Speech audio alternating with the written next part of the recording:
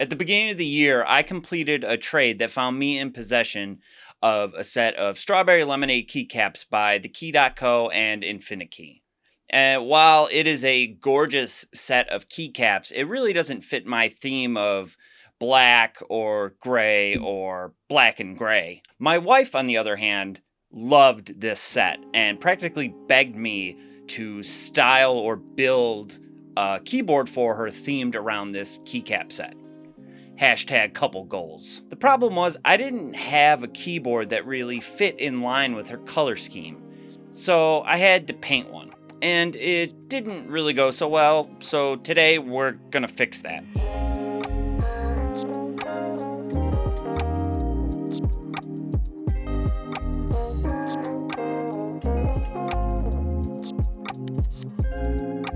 So when my wife asked me for a keyboard to match her style, I was hard pressed looking through my collection to find one that really fit.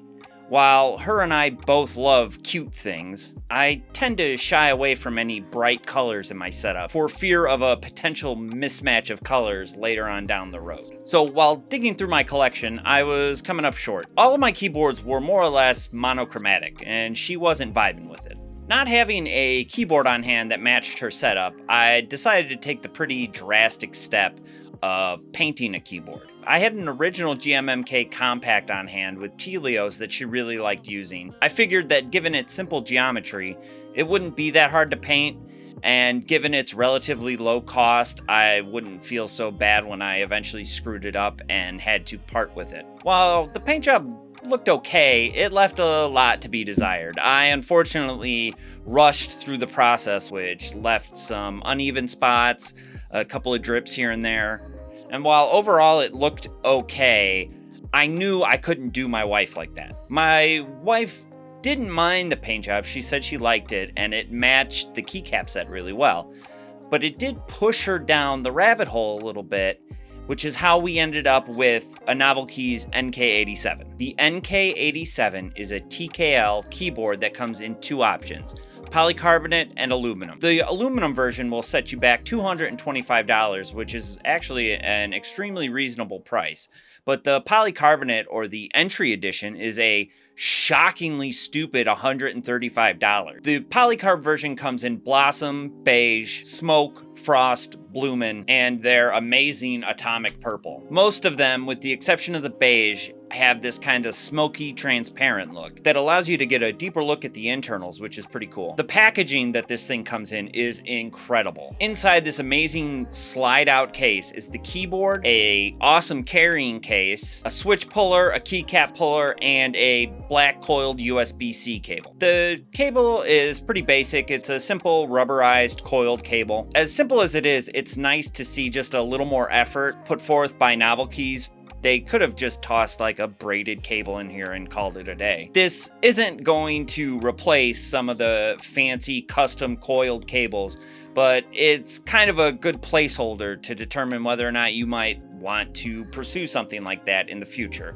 Again, they are entry-level keyboards, so they're kind of meant for those just sort of making their way into the hobby. The case is incredible. It's this nice charcoal ash with black bindings and their logo on the bottom left corner. The keycap puller is this nice aluminum shorty style keycap puller, which I really like, and the switch puller is a nice touch given that it's a decent long one. They could have just tossed one of those stubby little short ones in, but they opted to go for a slightly better option. The keyboard, as mentioned, is made of translucent polycarbonate, and this thing looks incredible. I'm a sucker for simple geometry and thin bezels, and this thing hits every single one of those boxes. TKL isn't exactly my favorite form factor, but in this package, it makes it really hard not to love these. In order to install your switches, Novelkey recommends removing the top housing, as well as removing the plate and PCB assembly to prevent any damage. I wouldn't recommend doing it any other way, as the plate itself is made of polycarbonate, and while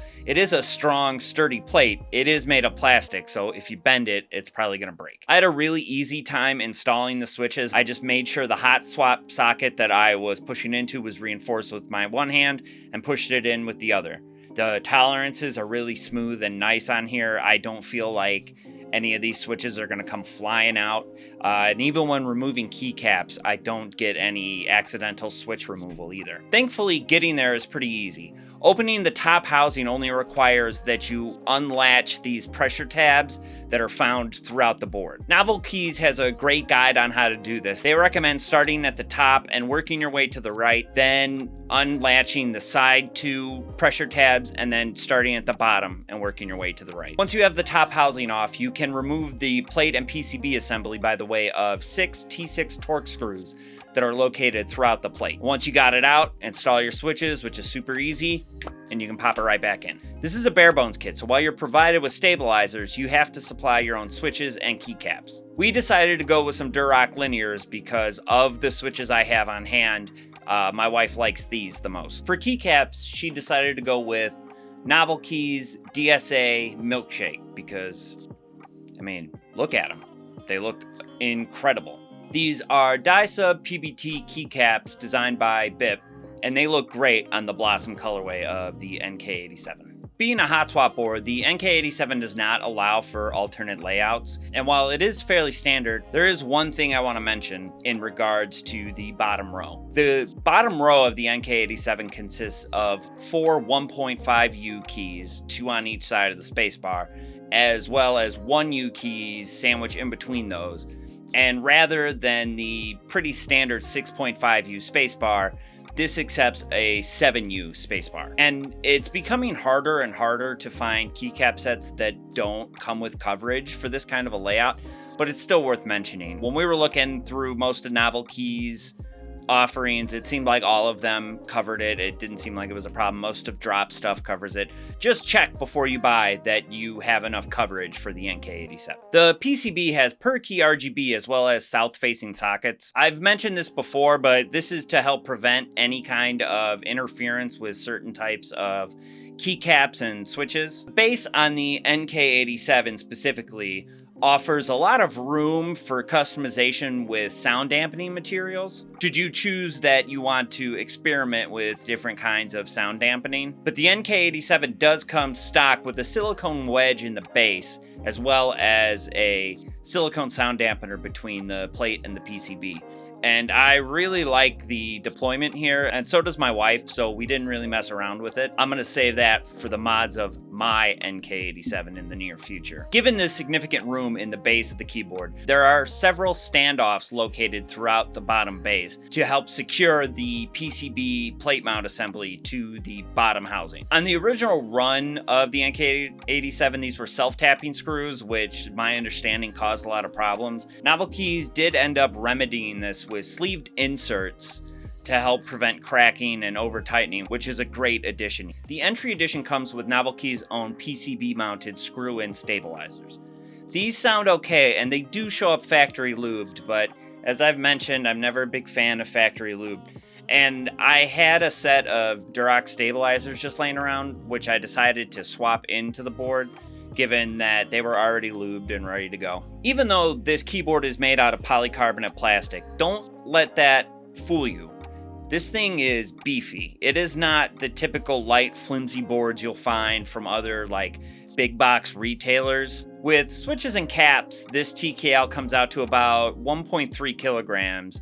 And given that something like the GMMK Pro comes in at about 1.7 kilograms, this thing ain't moving off your desk. There's a slight amount of flex and creak, but again, given that it's a polycarbonate board, this is to be expected, and it's not something that worries me in any way. This thing is built like a tank. The NK87 is a really great keyboard for those looking to dip their toe into the custom keyboard hobby. At $135 for the entry edition and $225 for the aluminum edition, it's hard to beat those prices for what you're getting. Yes, the entry-level market has become flooded as of recently, but most of the time you find 65% keyboards tend to be the norm, and TKLs tend to not get as much coverage. We're starting to see a few more come up, but I still think the NK87 is the king of entry-level TKL. Speaking of 65% keyboards, if you're not a fan of the TKL form factor,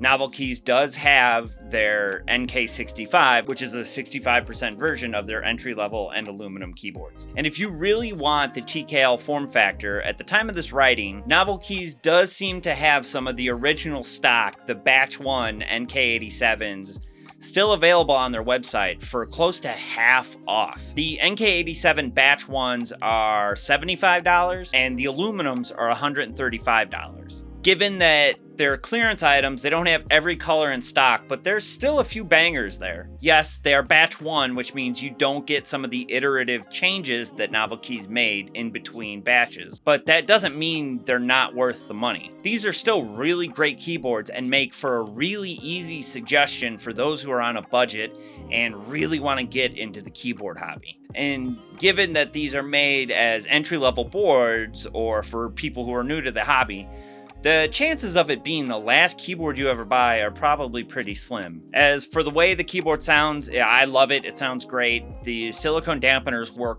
wonders on this polycarb board, and the execution here is probably some of the best I've seen. As I mentioned, we opted not to really mod it in any other way other than swapping out the stabilizers. As mentioned, there is a ton of very reasonably priced keyboards on the market today, which makes this less of a should you buy and more of a what do you want to buy. Maybe there's a color offered by the NK87 that isn't available in other keyboards. In this case, my wife really loved the Blossom colorway and wasn't really a fan of other offerings offered by other companies. It's hard to come up with reasons not to buy this board. If you're weighing it over, I suggest you go for it. You won't be disappointed. And yeah, if you're on the fence about purchasing an NK87 or an NK65 and you're worried that you're making the wrong choice, don't be. You're not.